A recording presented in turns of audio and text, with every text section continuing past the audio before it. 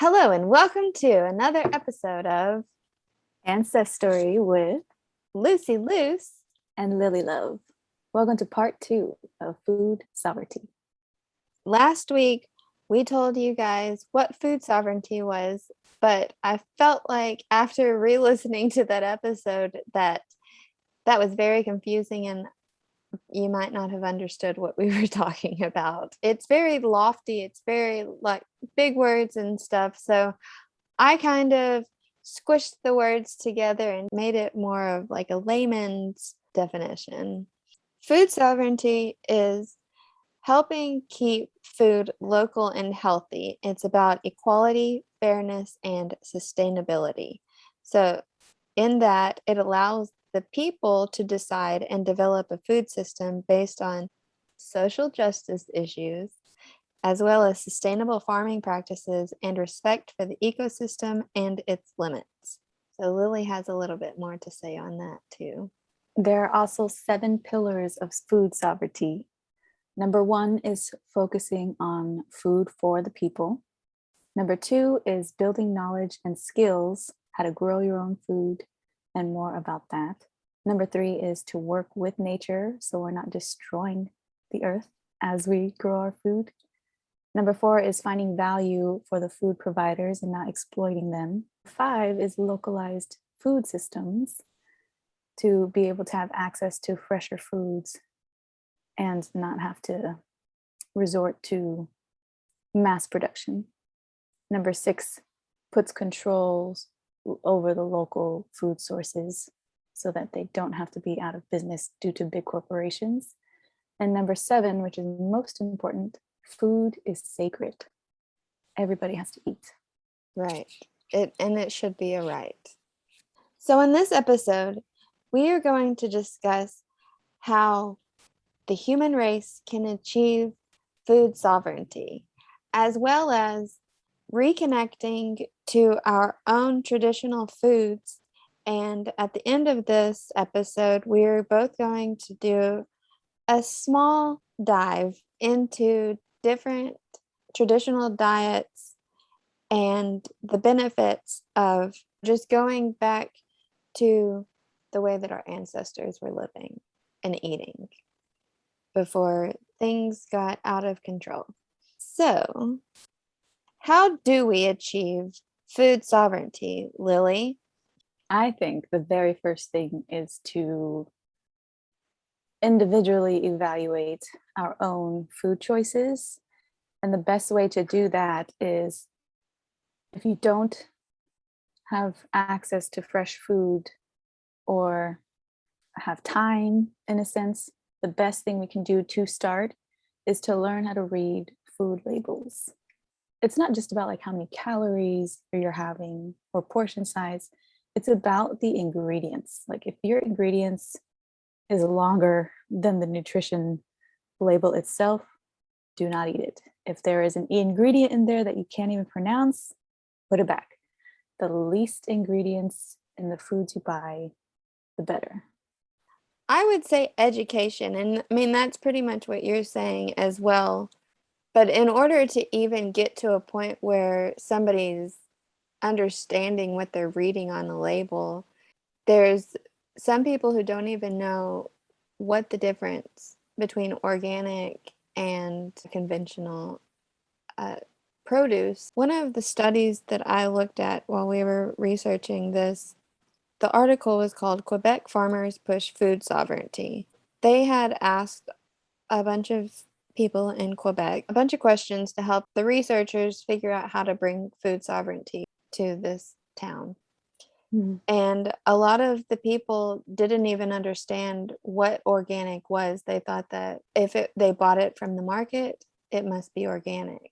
To get to a point like from not even understanding what organic versus conventional food is to a point where you're able to decipher what a food label is, it's kind of a far journey for a lot of people because especially like lower income people and people that live out of the margin of what would you call that? Food deserts, where the people don't have access to any kind of garden or natural foods. They might be just getting their foods from a gas station where it's all prepackaged things, or maybe if they do have some kind of grocery store, there's no organic options, there's no local options. It's just stuff that's been stuck in a truck and transported from other countries for weeks. If you're in that kind of situation, what can you do to feed yourself better, in a sense? So that's kind of where food sovereignty comes into play, is that educating yourself so that you can maybe ask the government in your area to bring more grocery stores, or make friends with the farmers in your area or nearby. Find out if there are community gardens in your area so you have your own plot and be able to grow your own food. I think it was in that same Quebec article that they had asked the participants if their children were students at a school that had a garden. And then I remembered there's two schools, at least two schools here in my area that I know that they have the kids plant foods. It's like part of the curriculum. And then one of them has like a farmer's market during growing season. So the kids get to grow the plants and then they also are selling it to the community. I would say like the first thing to reconnecting to our natural food would be focusing on eating locally. And another important thing too is buying in bulk. It's actually a lot cheaper than buying individual fruits. And in order to get even more discounts, it's best to talk to whoever's working in these local farms to ask to buy in bulk, to get to know them a little bit, and they'll more than likely give you a discount on the food as well, because they have to get rid of it as fast as possible to keep it fresh. Yeah, that's a good tip. Depending on the size of your family, you might need to learn some ways to preserve the foods, like pickling or canning.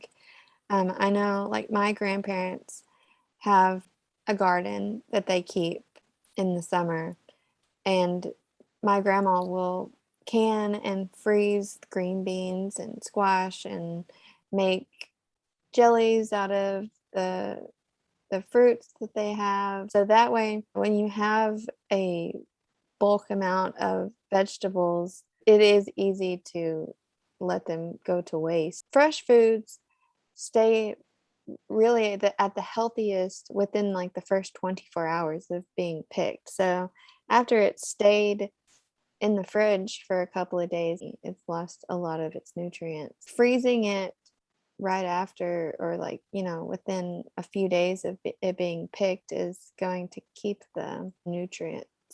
Yeah. And it is better to learn how to jar and can. And although it is time consuming, you'll be much happy that you did it when the winter season comes and you don't know what to eat.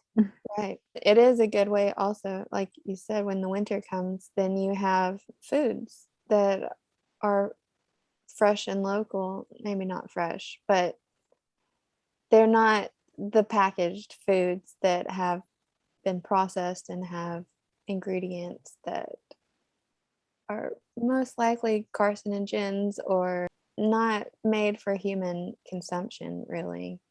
Our bodies weren't designed to eat most of the food that's being sold to people these days. So ways that you can eat locally is going to local farms or farmers markets. There's farm stands, but then there are also a lot of farms that have pick your own foods. You can also have your own garden or become part of a community garden in your area.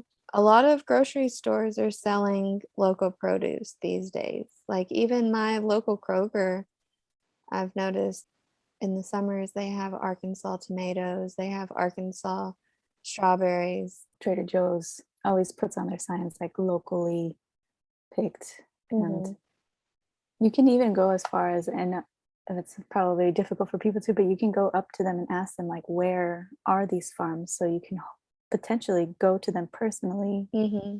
and hopefully get them yourselves. Well, I went through a phase. I make my own yogurt. And so for a while I had found a local farm and where I would go and get fresh milk, like from the cow. Oh, that's awesome. Yeah, it was pretty cool because then, like, I got to meet the lady who milks the cows. She took me out in her little, like, buggy thing, and, like, I got to go and meet the cows. Like, she just took Oh, me on, like, a little private tour on her farm. that is so awesome. It is a whole Yeah, experience. yeah. I wish I knew the cow's name. I was just gonna ask that, but do you remember her name? I don't remember her name. It's usually like Betsy. Yeah, it probably was. We'll say that. Her name was Okay. Betsy. So if you don't eat locally already or any kind of natural or whole foods, you might be wondering why is it important to eat locally? Some of the things that make it beneficial for eating locally is you get more nutrients from your local ground. It's fresher, it has more nutrients because as I said earlier, you lose freshness like the moment that it's picked. So it's not being transported a long distance to get to you. It's coming from that farm that's probably, like at least 30 minutes from your house or less Mhm. for the most part. Usually, like most of my local places are like just a little out of town. So they're pretty close. Yeah, and then you can make a whole day of it. Yeah. Understanding And where your food comes from is very important. yeah, and sometimes like my farmers market, there's one that meets every Saturday and it's just like a 5-minute drive from my house and that's all the farmers coming to one place Yeah, exactly. and yeah, I get an option. It's also not exposed to chemicals, gases, or waxes that are used to preserve food for the long distance transport. It also supports local farmers and not large corporations, like I mentioned. And you can, like we mentioned before, talk to the growers, ask them questions about the quality, the quantity, how much you're able to get in one trip. Hmm. And when it's organic too, there's more care put into it. Also, because you're like usually able to talk to the farmers, you can actually ask them what they use because a lot of farms still need some kind of weed maintenance or pest control. So it's good to know like what they're doing for that because some people may not be organic.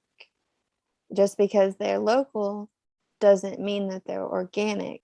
But this gives you the opportunity if you're buying from the local farmer, you can ask them what are they using and then you will know whether or not you want to eat their food. Exactly. Um, because It's very there are a important. lot of practices. Like I went to a farm in Michigan. They make my favorite cider, Scrumpies. So I got to meet Scrumpy's grandson.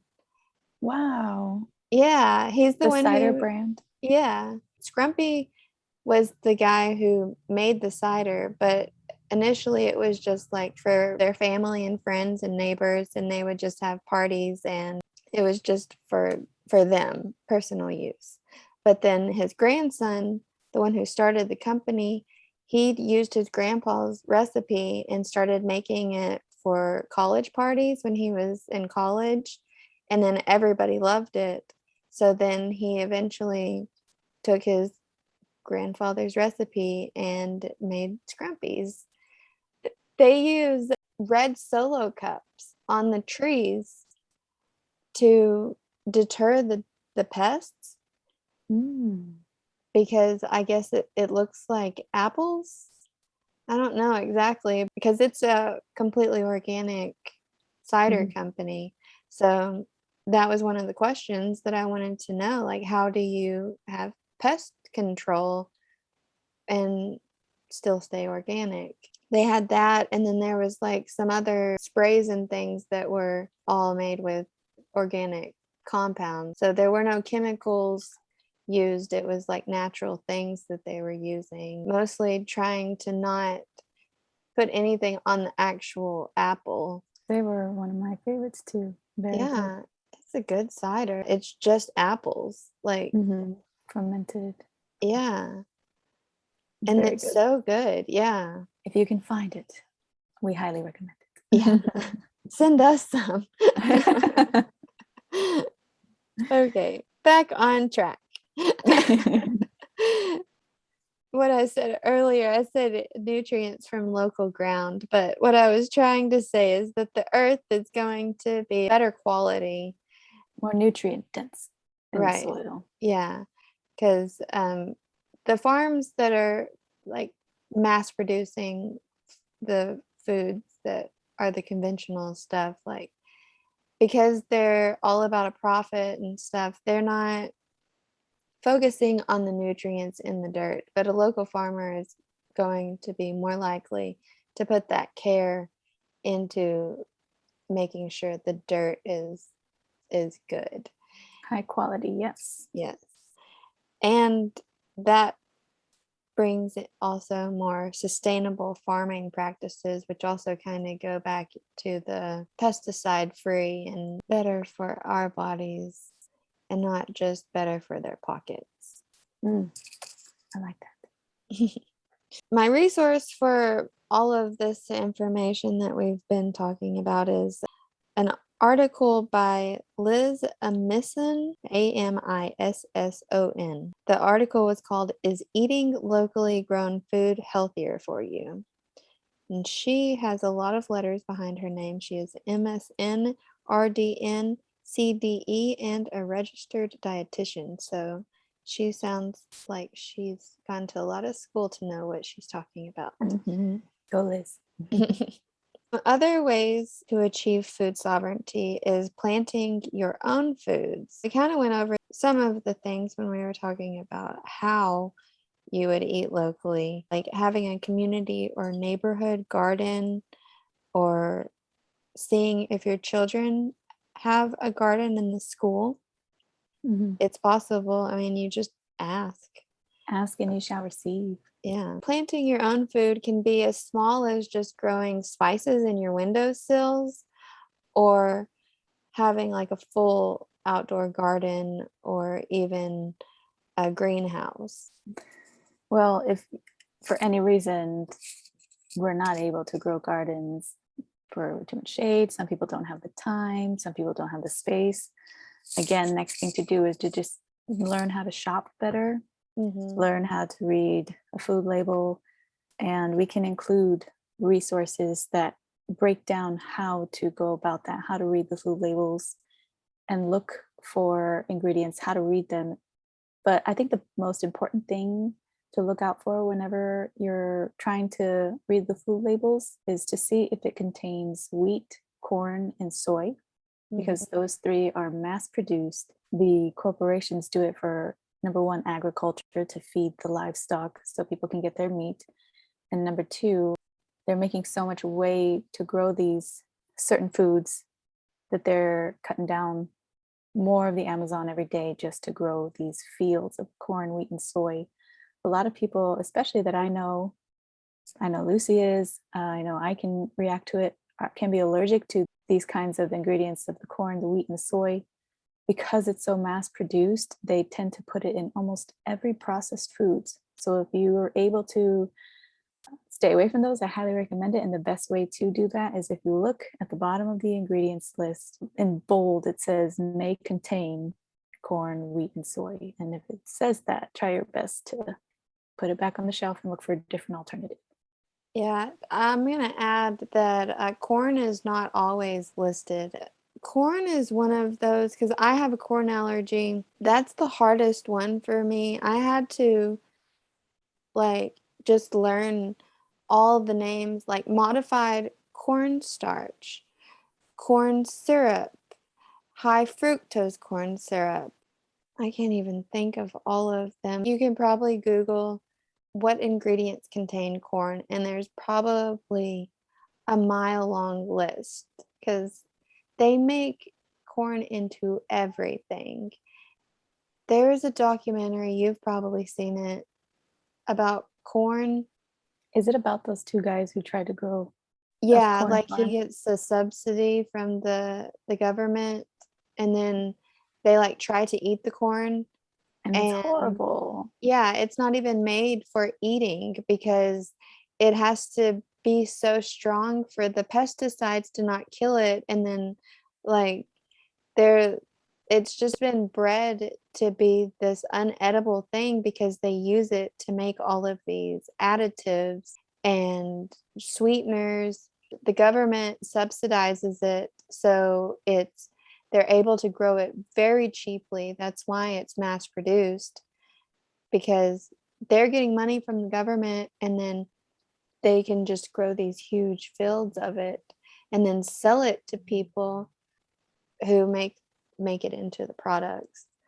I think because of all of that, that's why we have so many people nowadays allergic to these foods, because our bodies aren't made to digest and process these foods in the way that they're being grown, Mm-hmm. because they've been genetically modified. I know genetically modified kind of sounds scary, but like there are actually like organic foods can be genetically modified, because really genetically modified means that they've just taken the genes of the plant and combined them to make a different kind of plant. So that's like something that our ancestors were doing there. It's called grafting. Like you can take a slice of a tree and then put it onto another tree, and then they'll grow together. So organic foods can be genetically modified that way. That's why you don't have foods with seeds, because they've modified it to the point where it doesn't have seeds.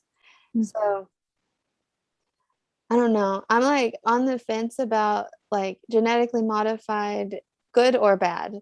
But I think that the grains and the way that it's become such a huge business, that is not a good thing. And that is what's causing a lot of health problems in our country right now, Mm-hmm. because it's in everything. For me, with my allergy to corn and to wheat, like I talked about in the last episode, I was eating a lot of grains because I was eating that to replace the meat that I was not eating when I switched to vegetarian diet.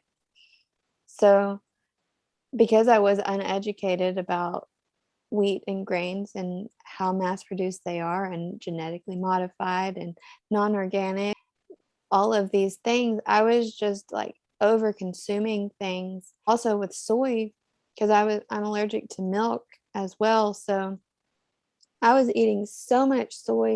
I would have the worst periods, like cramps, where I would have to sometimes miss school when I was a kid for like 3 days. My insides were murdering me. It's like an overload of estrogen. Yeah, that's what a doctor told me. I was trying to figure out why my periods were so bad. And yeah, I told the doctor I drink soy milk. I was eating so much soy foods. The doctor told me it's like you're just dousing yourself in estrogen. That's why I don't eat soy now. And like my period cramps are like night and day. When I was talking about last episode about doing elimination diet, that was just like I've had to just do a lot of experiments on my own body to like figure Mm-hmm. out Yeah. what's good and when I can eat foods and stuff like that. Since we're on the subject of food, I thought it would be ideal. Well, before I dive into decolonizing diets, I want to talk about how colonized diets have made it's not only us sick, but the first people who were in this nation, the Native American nation, sick. Mhm. And I definitely want to dive into the history of that. And I'll include all the resources to this too. This article is explained in the Santa Fe, New Mexico website. And it talks about the history of just how our food has changed over time and Mhm. what it's done to the bodies of those who are not used to processing this kind of food. Indigenous people are disproportionately experiencing a lower quality of life. They have more chronic illness, they face more poverty, and have more chronic disease, and they face more violence and definitely food insecurity. And this is still happening today. Mhm. When colonizers first came, they forced the native people, evicted them from their ancestral land, and they were no longer had access to their traditional plants, medicines, ecosystems. They struggled to keep their cultural traditions alive because it, it took away everything, including their native diet, which they were very advanced with that. They were able to sustain their lives as well as not cause harm to the planet while doing so. Mhm. And Now, like they were even like helping the ecosystem with their exactly, practices. they knew balance and they knew how to respect the earth. And, if they're taking from it, they would always give back to it somehow. Now they rely on government assistance programs that is rich in sugars, processed foods like white flour, lard, dairy products, and canned meat. And Mhm. they have to eat these for their survival now. They don't have access to their native land. They don't have access to their ancestral traditions anymore.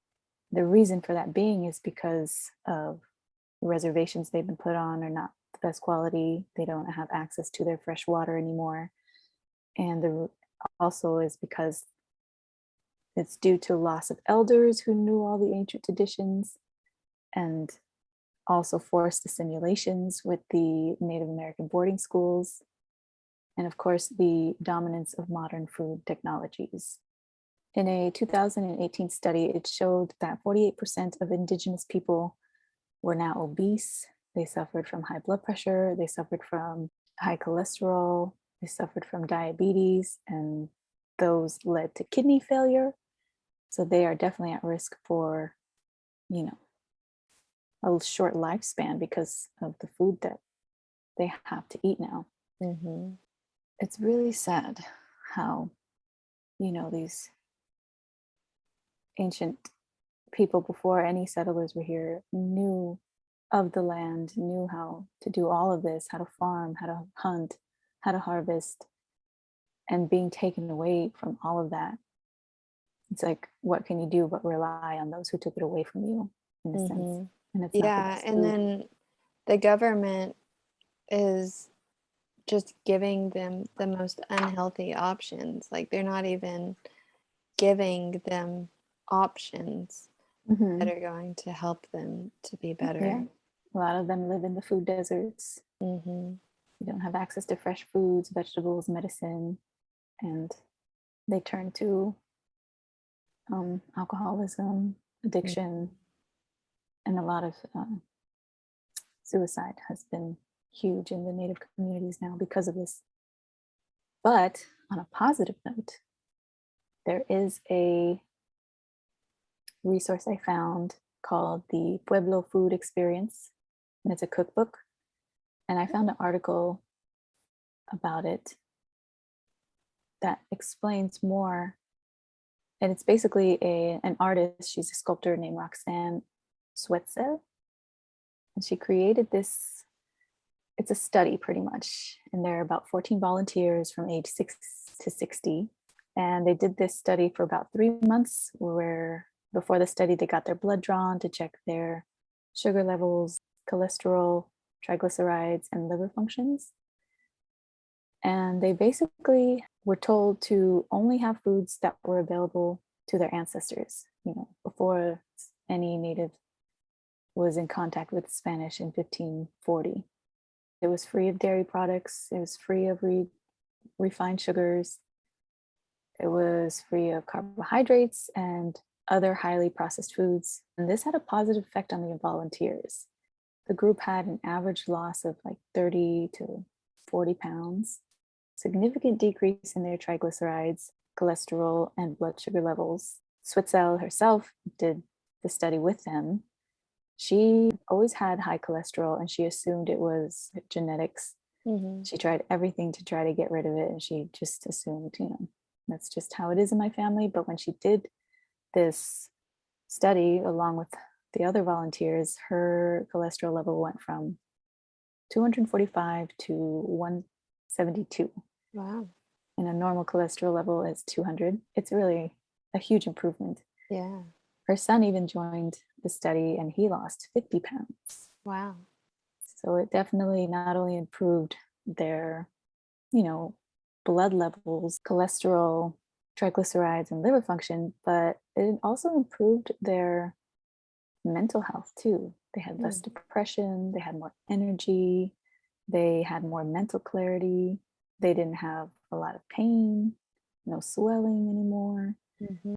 It wasn't just a food diet, it was like a sense of belonging again. It was something that you couldn't even put into words, but you can feel it. Mm-hmm. You can feel it because it was a connection to something very old within themselves. Yeah. And they even described it as if they went home in a deep, deep sense. Until this day, they still continue eating that way. A lot of it stems from how they used to eat a lot of vegetables rich in nutrients. And mostly it is derived from what they call the three sisters. And that's basically corn, organic corn, beans, and squash. Those are like the staples. She mentions that everyone is indigenous to some place. And it takes about 20 generations to go back to where your ancestrals or how your ancestrals used to eat, how they ate, where they got their food. And a great way to start is finding where your roots come from, finding how far back those 20 generations are and seeing how they ate, because it's definitely the best thing to fit your body. And it's better than any other food we have today to just go back to ancestral ways of eating, traditional ways of eating. I love everything you just said. I want to add something, but I don't even know what I could add. I feel like you said it so beautifully. I just did a DNA test. I've seen a few things where people are talking about eating for your DNA, and you can take DNA tests to find a diet that's right for you.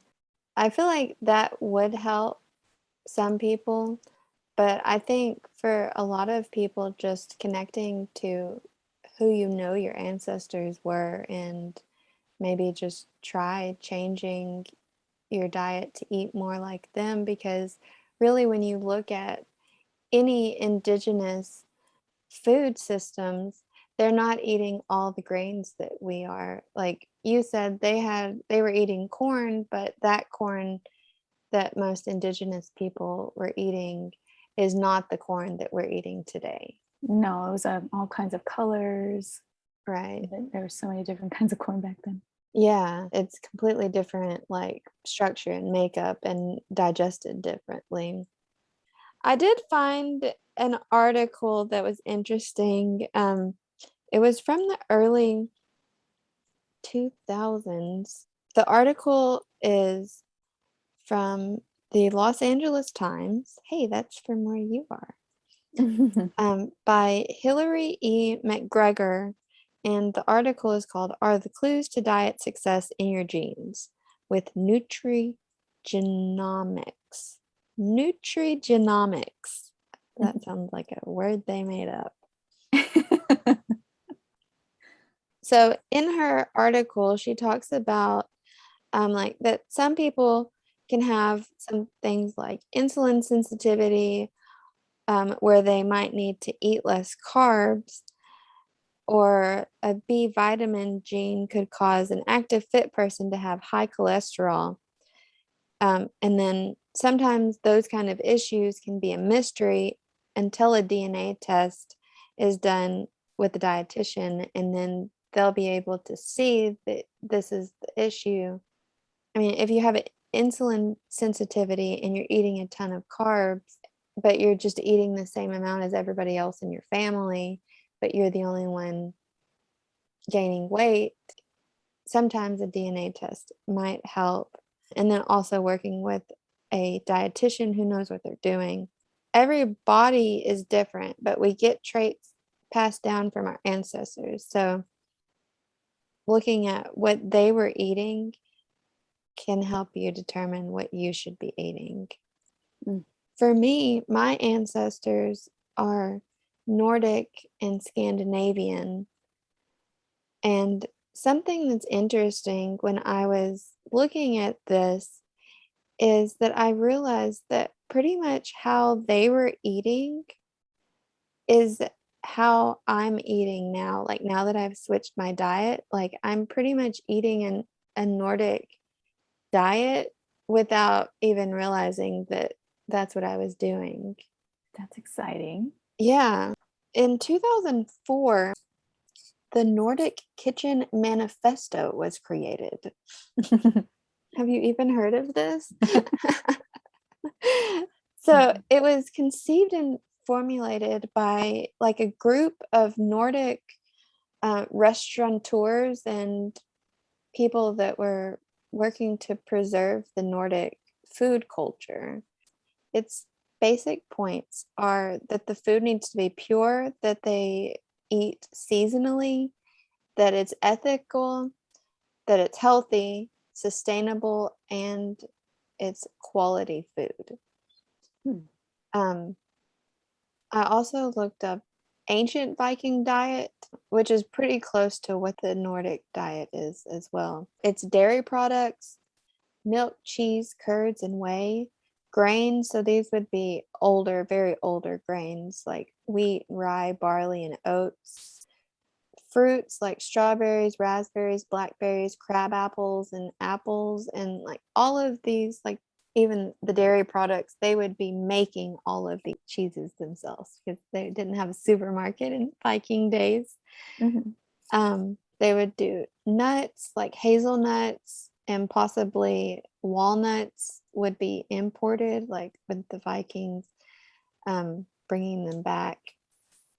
Vegetables like peas, beans, onions, cabbage, leeks, turnips. So a lot of cold weather things. Fish like eels, squids, seals, and whales.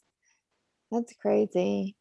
Mhm. Um, and then meat like cows, sheep, goats, pigs, horses, chickens, ducks, and seabirds. Oh, They're just wow. eating everything. Yeah, I was gonna say. I mean, they were in a very cold climate and you have to survive somehow. Yeah, that's So true. the staples of the Nordic diet are the like oily fish, like salmon, mackerel, and herring, the whole grains, vegetables, mostly root vegetables, and then the other cruciferous vegetables like cabbage, cauliflower, and broccoli, and lots of berries and orchard fruit, um, and mushrooms and onions. They did a lot of fermenting, or they do a lot of fermenting, like kefir and yogurt. And the Nordic people still these to this day do a lot of foraging. So they go out and just like go on an afternoon mushroom picking, foraging. I don't know what that's It called. sounds like a lot of protein, omega-3, 6 and Hmm. 9s, and probiotics, which is probably the best things for you. Yeah, especially in a cold weather climate Yeah, where they like made it you work. have to keep your body going constantly. What would you say is a food that you're like one specific food you're trying to go back to traditionally? Um, I've been eating a lot more like fish, I guess. I've been trying to eat more fish in general because switching back to an omnivore diet, I am it's really easy to get stuck in like just eating like beef or chicken. So trying to make a focus of switching to more like fish. It's got, like it said, more omega-3s and 6 and 9 and fatty acids and stuff Mhm. like that. So it's a healthier option if you're eating meat. There's something called luska fish. I think that's how you pronounce it, where they put it in rye and then it sits out and ferments for months. And I've read that it has the texture of like soggy cardboard or something, but it's also Huh. gelatinous.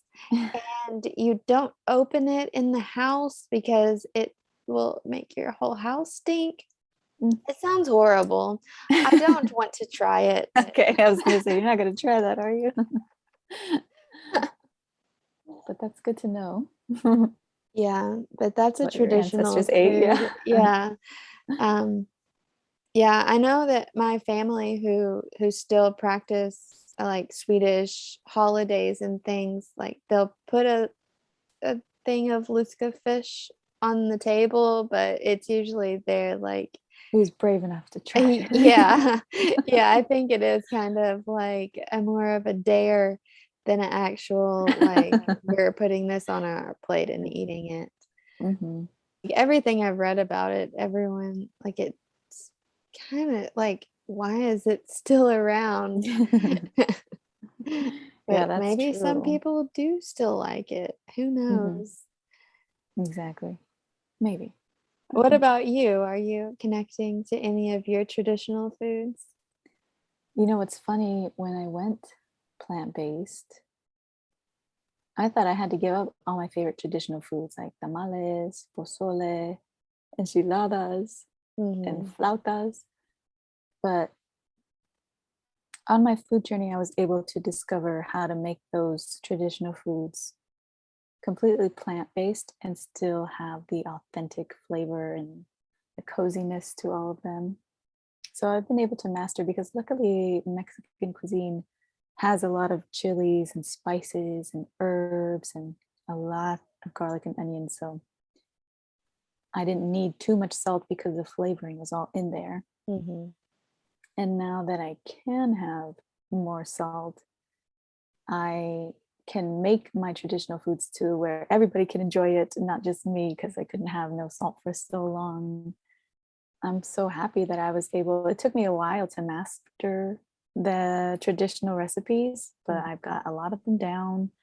I make them every holiday now, especially for Christmas. I'm always making pozole and tamales. And instead of pork, which is what we usually use, I use either jackfruit, or I just was taught a secret when I went to Disney World, and the chef was Latina and came out to meet me because I was like asking so many questions about the food, and she's like, "Let me talk to her." And she came out with uh, 2 bags filled with vegan, gluten-free treats, and then she shared me the secret of a really good meat alternative that I now use in my tamales. It's hibiscus flowers, and I Oh. basically make the tea until there's no more red coming out. You'll have a lot of hibiscus tea when you make it, but you can never go wrong with it. It's so good for you. And then once the color is completely strained out, it's very tart flour, the tartness comes out, and you're able to cook it in the red chili sauce. It looks like pulled pork, it looks like beef almost, because Hmm. it's such a dark flour, and it's really delicious. So I'm so happy to have met her and be taught a true secret from an authentic cook, because that's like the food I grew up with. But Mhm. one traditional food that I want to learn more how to make, and I've only had it like a few times, is called Flor de Calabaza. Squash blossoms. They can be eaten raw, they can be stuffed like chile rellenos with Oh, I've cheese. seen recipes for those. You can fry them, you can stuff them, you can um, put them in your pozole, you can put them in pasta, saute them, empanadas, casseroles. But one of my favorite ways is the way the Aztecs did it, and it's making them with quesadillas.